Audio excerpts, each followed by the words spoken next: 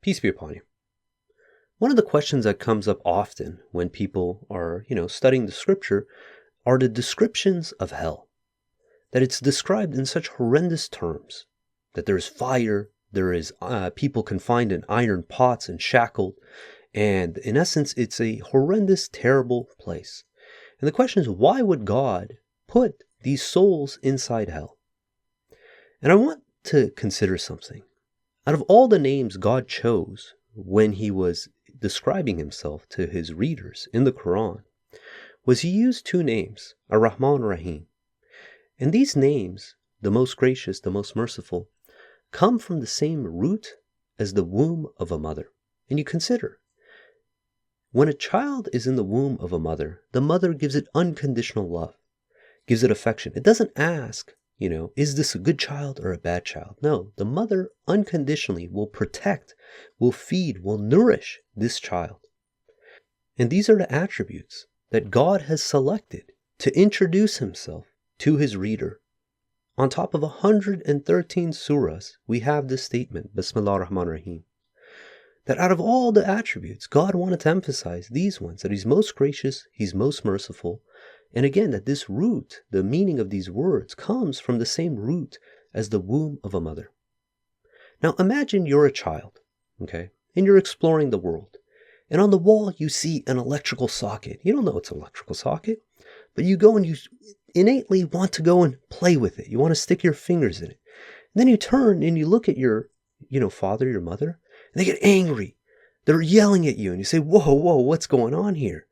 Okay, I guess they really don't want me playing with this thing, and you attribute the repercussions to them. You think that they're the ones, that they're the reasons you need to stay away from this electrical socket.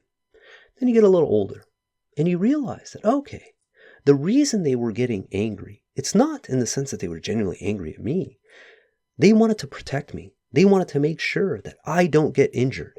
And you get a little older and you understand the concept of voltage and current and how this could severely injure an individual who in essence is tampering with this device. And you gain an appreciation for your mother and your father for treating you in such ways. In the Quran, God tells us that God does not shy away from any allegory, meaning that he's being upfront with us with the repercussions if we make the wrong decision.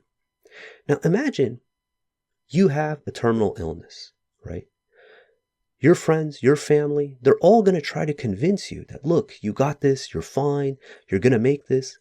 But when it comes to the doctor is the one you are looking to give you honest feedback. How are you progressing? And if you can't get that honest feedback from the doctor, then in essence, you're only fooling yourself. Now, it's hard for us to tell our loved ones, our family members, that if they continue down the wrong path, the repercussions of hell are so horrendous. So God does not sugarcoat how bad hell is. But God is giving us these descriptions in a very vivid way. But hell is way worse than we can imagine. And if God was to describe it in those terms, we wouldn't be able to comprehend how bad hell is. So God gives us very graphic, visceral imagery of hell. Now what's interesting is, if you ask someone who suffered with tremendous amount of pain, but then also suffered with tremendous amount of depression, and you ask them which one is worse, is it the physical pain or the depression?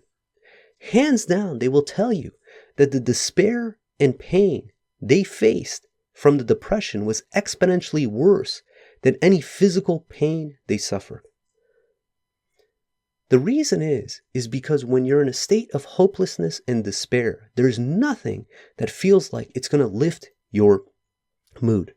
But when it comes to physical pain, in essence, you know that, okay, at some point this is going to end. You don't necessarily have that state of hopelessness that you do when one is depressed. Now imagine if God described hell as depression, sadness. It's hard for us to grasp how miserable, how terrible that is. So by using, again, these visceral descriptions, this is something that a child and a PhD can both understand. But when you study the Quran further, you realize that The absence of God is hell.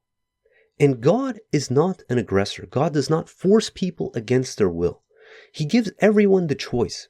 You can either choose to be in God's kingdom and have all the blessings that comes with being in close proximity to God, or you can choose to leave God's kingdom. And the choice is up to us. We look at the example of Satan. Satan made the active choice that he preferred to spend eternity in hell if it meant the preservation of his ego. That he was willing to defy God and all the blessings that God had to offer because he wanted to go to hell. Now, it's hard for us to grasp to think that there's individuals in this world who want to go to hell. But this is a choice that every day we're offered to make. This world serves as a halfway house. This world, you can experience both that of heaven and hell. And the choice of which one we choose is up to us. As stated in previous episodes, the word disbeliever, kafir, has two meanings. One is that of a disbeliever. The other is that of someone who's unappreciative. Someone who's unappreciative does not see the value in all the blessings they have. They take it for granted. And this is exactly what Satan did. He did not realize the blessing, the privilege he had of being in God's kingdom, and he was unappreciative. And because of that, he was living in hell. He was miserable. His rage got the best of him. Now consider this. You were born into this world. We are inundated with blessings left and right. Right now, you're listening to this podcast, and you have to contemplate what a miracle this is. I'm pushing air through my throat. It's being vibrated by my vocal cords, manipulated by my tongue, being picked up by sensors inside my microphone, being digitally processed from an analog signal to a digital signal, being transmitted over the internet onto your device, into your speakers that are vibrating this sound and the manipulation of air so that the follicles in your ears can transmit that audible sound into an electrical pulse that your brain understands as language. And this was all given to you at no cost, at no expense. This is something that, praise God, the human being was granted by God's leave. And you think about the infinite number of blessings you have around you, right? If this morning you got up and you brush your teeth, that you could turn on the tap water and have fresh, clean water.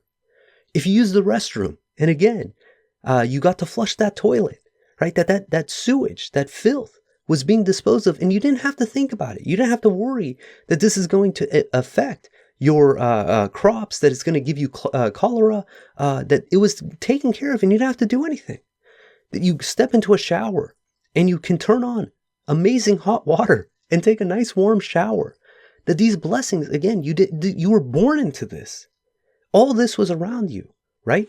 You consider the food you eat, that you can walk into a grocery store and see endless amounts of meats and vegetables and fruits, and all these things are readily available to you. You didn't have to go and grow the wheat to mill and to make into bread. You don't have to go and sacrifice the cow to get that delicious steak. It's all prepackaged, readily available for you at an affordable price. And are we not amazed that, again, we go in there and just this vast selection readily available. You want any food, right? Let's say you don't want to cook. You want to go to a restaurant.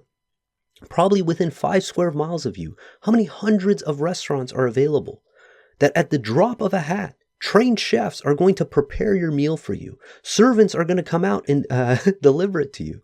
What an amazing blessing this is. Now contemplate, if someone is unappreciative, despite all these blessings, they don't see the upside of this. They're miserable. They're upset. They're frustrated. And what's interesting is that actually having more for most people will make them more unappreciative. Because when you have the best of everything, all of a sudden, if it doesn't meet your standard, you have reason to complain. That's why you see these, millionaires, billionaires, celebrities, and they're some of the most miserable people on this planet. That they've taken this stuff for granted. Now consider, God has infinite provisions. And we're in this world as a halfway house. How do you teach appreciation if you have infinite resources, if you have infinite provisions, if you have infinite of anything? The only way you can train people to become appreciative for something is you have to momentarily make that object scarce. Now imagine you have a child, right? And you realize your child is getting spoiled. So what you need to do is you need to curtail those accesses that the child has that is leading them to become unappreciative. And God does the same thing with the human being.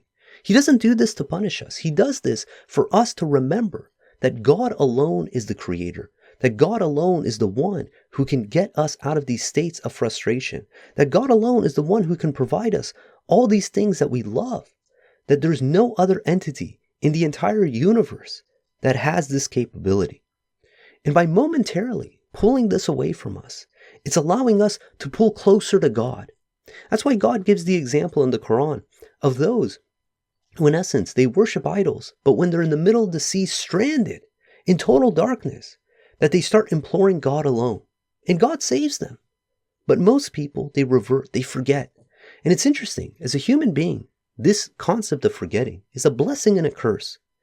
In one regard, let's say you had your heart broken, or you had some tragedy that happened to you. It's a real blessing to be able to forget that, right? It's a blessing not to have to live with that forever. That, in essence, over time, the wounds heal. But the downside of forgetting is that, again, we forget all the blessings that God has given us. The feet we walk with, right? The clothes we wear, the homes we live in, the beds we sleep on. All these infinite blessings that God has given us, we take those for granted. And the purpose of being a believer is to be appreciative. In Surah 14, verse 7, it says, "The more you thank me, the more I give you. But if you turn unappreciative, then my retribution is severe." Now, this retribution, again, you can think of it in the sense that God is going to come after these people. He's going to punish them. He's really going to make them suffer. But if you understand that, again, God is most gracious, most merciful, that He's treating us no different than a parent treats their child, that they love their child, they want the best for their child, that occasionally you have to discipline that child for their own sake. Because if you don't, their outcome will be exponentially worse. And God does this to us. If we become unappreciative, right, He puts us in a situation of scarcity, of lack thereof, in order for us to come back to the right path. Now imagine this. Picture your favorite food. I don't know, maybe it's pizza, maybe it's spaghetti, maybe it's a Chipotle burrito. Imagine your favorite place on earth, some tropical location or some cabin in the woods. Imagine you had the best of everything you could possibly want. Now imagine if that was your state for all of eternity. For all of eternity, you'd be eating that one meal. For all of eternity, you'd be living in that one locale. For all of eternity, there will be no novelty. There will be nothing new. How short of a time frame before that becomes utter hell? When you consider that, you realize hell is not about the aspect of fire and being confined in iron pots. It's this concept that you've distanced yourself, you've severed yourself from the Creator, the one who provides us with everything, the one who gives us novelty, who makes us appreciative. That without that, we're going to be in a state of utter misery despite whatever provisions we ask, because that's what we would have for all of eternity. Now consider this. They've done this experiment where they take people and they put them inside a room. And they say, look, you have to sit here for, X number of time until the researcher comes back. And you're not allowed to do anything. You can't be on your phone, nothing. But if you get bored, there's this electrical buzzard and you can shock yourself. Now what's fascinating is most people, rather than being confined with, the 15, 20 minutes, however long they've been in that room, with nothing more than their thoughts, they prefer to shock themselves. Why? Because they're looking for that novelty to feel alive. People in a state of hell will do anything in order to just get that little bit of novelty that only God can provide. Now, if hell was described in these terms, it seems, oh yeah, that's not so bad. I get my best food, I get the best lodging, I get the best, tropical location. We wouldn't be able to comprehend how quickly that just digresses into utter despair and pointlessness. So God describes it in terms that, again, are these visceral images for us to understand. Now you contrast this with the opposite. The person who's in a perpetual state of awe, who's constantly reflecting and just amazed by the creation of God in all the beauty. They're going to be staring at a flower and just being marveling at God's majesty. They're going to stare at a sunset and see the clouds and just constantly in a state of euphoria. Do you think that person is going to be a violent, angry individual? Or do you think that person is going to be a calm, loving individual? Do you think that person is going to want to radiate that love, that compassion that they feel towards their Creator, towards the other creations of God? Or do you think they're going to be aggressive and hostile towards others in need? When we see people being violent, aggressive, angry, just despicable, we realize what they're lacking is the peace that God provides. They're lacking this heaven that God is giving us all access to, because they're looking for reasons to fight, reasons to attack, reasons to be hostile. And God tells us in the Quran that the majority of the verses are straightforward. They're easy to understand. They constitute the essence of the scripture. That when God introduces himself as most gracious, most merciful, they viewed the lenses of the verses through the eyes of someone who wrote this, who's the most gracious, the most merciful. But it warns us that in addition to these straightforward verses that constitute the essence of the Quran, there's multiple meaning verses. And those who have perversity, who have division in their heart, are going to pursue these meanings in order to create tension among the believers, in order to create hatred among people. So if someone reads the Quran solely with the intention of attacking others, to being aggressive, to being condemning of other people, then in essence they've lost the bigger plot of the Quran. The Quran is brought here to elevate the human being. And by God's leave, when one of us is elevated, he's going to turn to his brothers and sisters and show them that there's a better way, that there's a way to peace, that there's a way to glorify God. And all it takes is the moment to take a step back and look around you and realize all the infinite blessings that God has given you. But again, most of us, we forget. And when we do that, we're just leading ourselves astray.